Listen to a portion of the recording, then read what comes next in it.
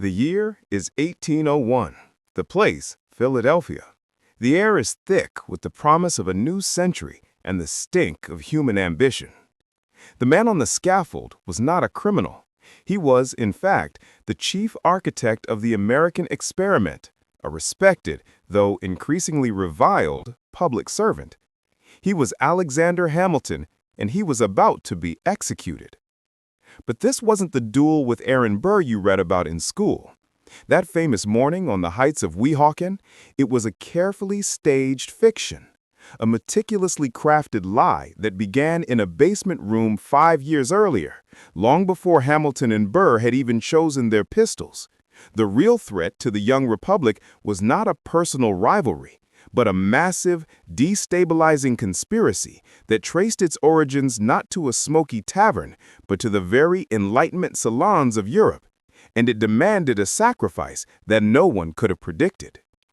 The crowd below the gallows was silent, a vast sea of dark wool and expectant faces. They had been told of Hamilton's crimes, treason, embezzlement, and a bizarre, unholy alliance with a network of shadowy European radicals determined to overthrow the fledgling U.S. government. But the charges were ludicrous, fabricated by men whose own hands were now deep in the coffers of the state. A hood was placed over Hamilton's head.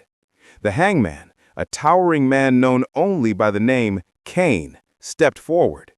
The silence was absolute. Then a sound split the air. The rapid thud-thud-thud of a galloping horse. A rider, a petite woman in a dark cloak, burst through the ranks of the bewildered state militia, carrying a rolled parchment tied with the red ribbon of the presidential seal. She didn't shout a reprieve. She shouted a warning, her voice ringing with terror. "The gold is gone! The Louisiana Purchase money! Stolen! And the map to the Northwest Passage is with them!" The crowd gasped. Hamilton, under the hood, let out a single, sharp laugh that was instantly muffled. He wasn't being executed for a crime he committed. He was being executed to bury a crime he had discovered. This is where your history textbook ends, and the true story begins. The story of the Mercury Oath, the secret society of Revolutionary War heroes, brilliant scientists, and double agents who didn't fight for independence, but for a global, utopian vision that required the United States to fail. And Alexander Hamilton, the illegitimate immigrant who saved America's financial soul, was their first, most critical target. Chapter 2. The Cipher in the Ledger. Autumn, 1796. The Panic. Eliza Hamilton, a woman whose grace masked an intellect sharper than any blade in the Continental Army, sat at her husband's desk in their new home on 59 Wall Street.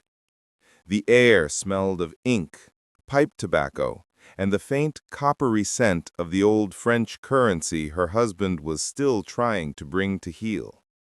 She wasn't looking at bills or bonds.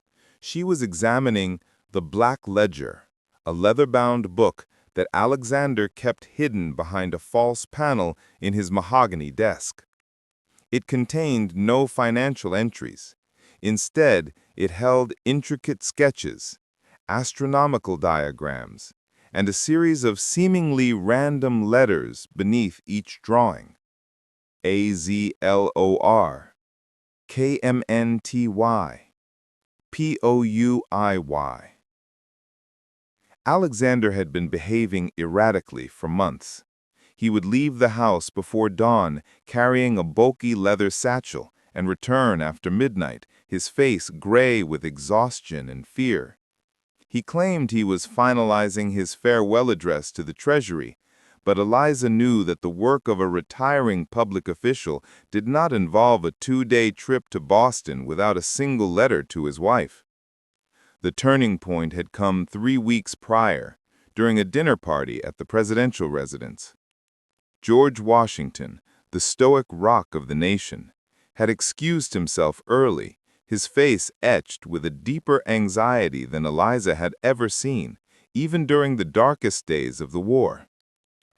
As he walked past her, He'd gripped her hand with surprising strength and whispered a single phrase in her ear. "Beware the copper key." Eliza had dismissed it as the ramblings of a man worn thin by state duties. But now, looking at the black ledger, a connection sparked in her mind. One of the astronomical drawings was not of a star or a planet, but of a constellation, Mercury, and beneath the sketch was the letter sequence COPPER.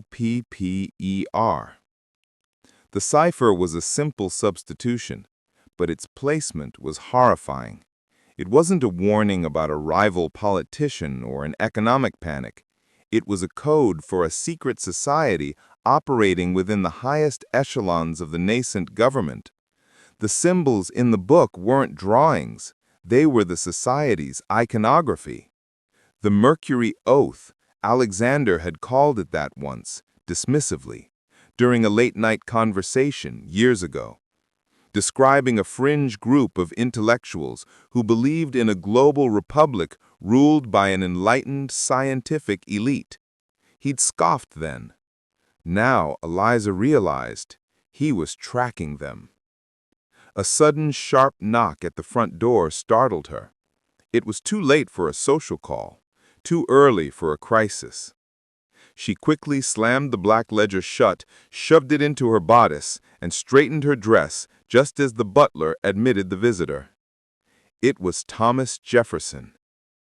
His presence in a Federalist household at this hour was jarring as a sudden winter storm. He was impeccably dressed, as always, but his eyes, usually blazing with intellectual fire, were cold and fixed. He carried a small, velvet-lined box. "Mrs. Hamilton," Jefferson said, his voice a low, smooth baritone. "I apologize for the hour, but I have been charged with delivering this to your husband. It is of the utmost importance, and I have been asked to ensure he opens it immediately." He extended the box. It was surprisingly heavy. She had a terrible sinking feeling that whatever was inside was the key to both Alexander's disappearance and the warning from President Washington. "Thank you, Mr. Jefferson," she said, nodding curtly. As he turned to leave, his foot snagged on the rug. He recovered instantly, but as he did, a small, highly polished copper object slipped from the cuff of his coat and skittered across the floor, coming to rest at Eliza's feet. It was a miniature key, exquisitely detailed.